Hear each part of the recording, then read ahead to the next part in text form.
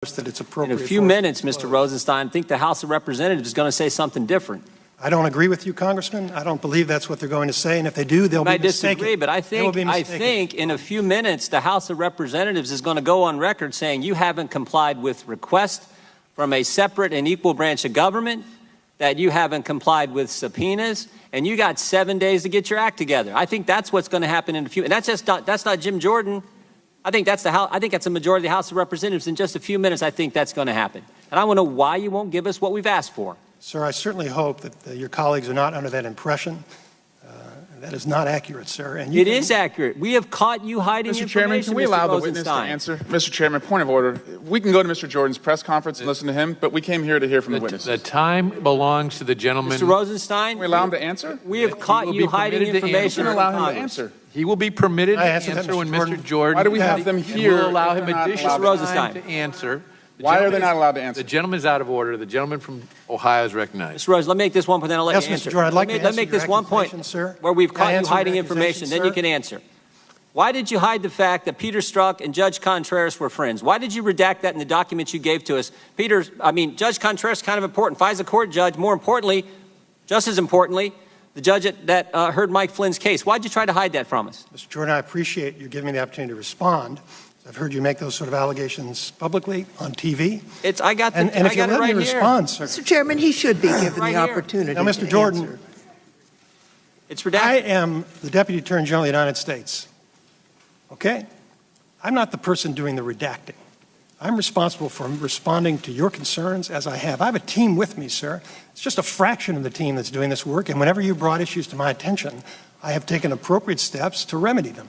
So your statement that I'm personally keeping information from you, trying to conceal information. You're the boss, Mr. Rosenstein. That's correct. And my job is to make sure that we respond to your concerns. We have, sir. Now, I've appointed Mr. Lausch, who is managing that production. And my understanding is it's actually going very well, sir.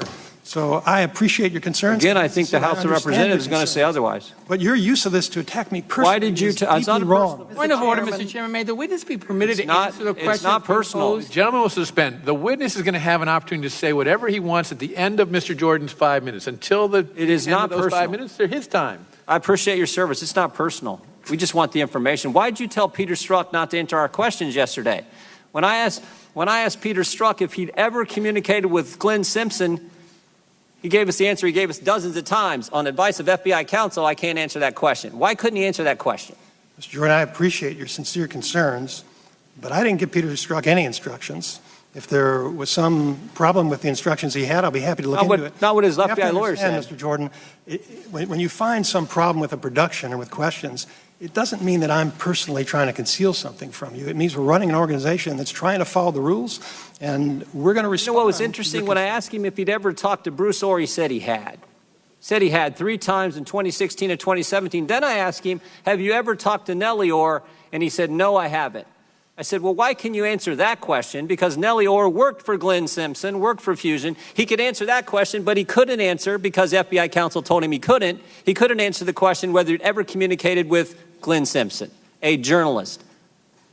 Why couldn't he answer that question? Mr. Jordan, I appreciate you saying it isn't personal. Sometimes it feels that way. How do I know, sir? I mean, you interviewed Mr. Strzok. I didn't, so I can't Works for you. Doesn't work for us. There are 115,000 people who work for me, sir. Mr. Rosenstein, did you threaten staffers on the House Intelligence Committee? Media reports indicate you did. Media reports are mistaken. Sometimes.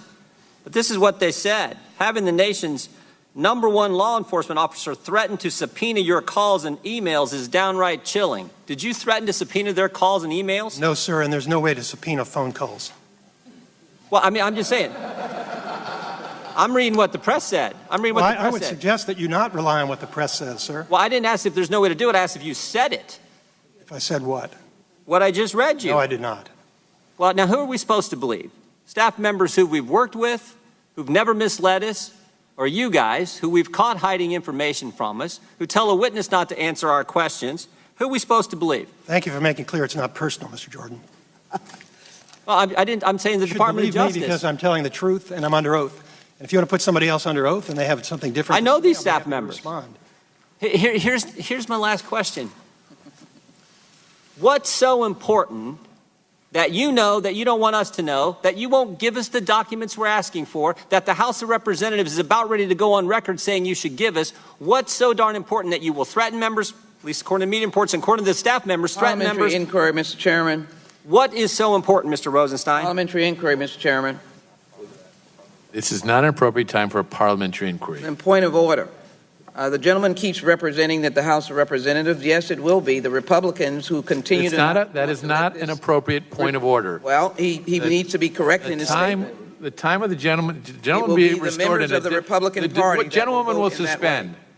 The time of the gentleman from Ohio will be restored for another additional 15 seconds, and then the Deputy Attorney General will be allowed to respond. Thank you, Mr. Chair. Mr. Rosenstein, Mr. Ray, I do appreciate your work, but I'd also appreciate if the House of Representatives could get the information. We have repeatedly, Mr. Gowdy talked about how long this investigation is going on, how long there's been a special counsel. We started asking for information in July of last year, and some of that is still has not been given to the Congress, still has been given to this committee, the committee charged with defending the Judiciary Committee. So I appreciate what you do. I just want the information, and we're so frustrated that there is now a resolution on the floor of the House in just a few minutes that will be voted on. The time of the gentleman has expired.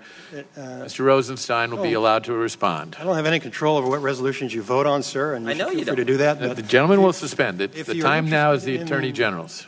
If you're interested in the truth, Mr. Jordan, the truth is we have a team of folks, they're Trump appointees and career folks, and they're doing their best to produce these documents. Director Wray explained to you the process. He's got hundreds of people working around the clock trying to satisfy these requests. So whether you vote or not is not going to affect it. You're going to get everything that's relevant that we can find and produce to you. I support this report, sir. I'm not trying to hide anything from you.